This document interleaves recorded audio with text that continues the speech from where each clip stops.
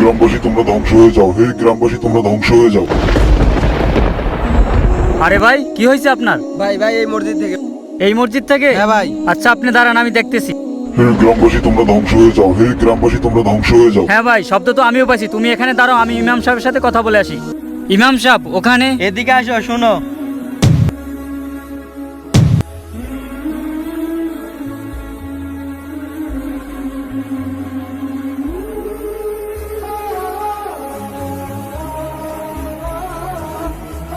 হে গ্রামবাসী তোমরা উন্মুক্ত হয়ে যাও, হে গ্রামবাসী তোমরা উন্মুক্ত হয়ে যাও। আরে ভাই, এই মসজিদে আমাদের দোয়া দিচ্ছে কেন? আরে ভাই, আমি যখন ইমাম সাহেবের কাছে গিয়েছিলাম, তোমাদের এলাকায় কেউ নামাজ পড়ে না, এই জন্য তোমাদেরকে মসজিদে বদদুয়া দিতেছে। তুমি এখন গিয়ে তোমাদের মসজিদে নামাজ পড়ো। আচ্ছা ঠিক আছে ইমাম সাহেব। ভাই এই মসজিদ চাইতেছে এলাকার মানুষের উন্নতি হোক, আর এই মসজিদে এসে সবাই 5 ওয়াক্ত নামাজ পড়ুক। হ্যাঁ ভাই, আপনি ঠিকই বলেছেন। এখন থেকে এই মসজিদে এসে 5 ওয়াক্ত নামাজ পড়বো।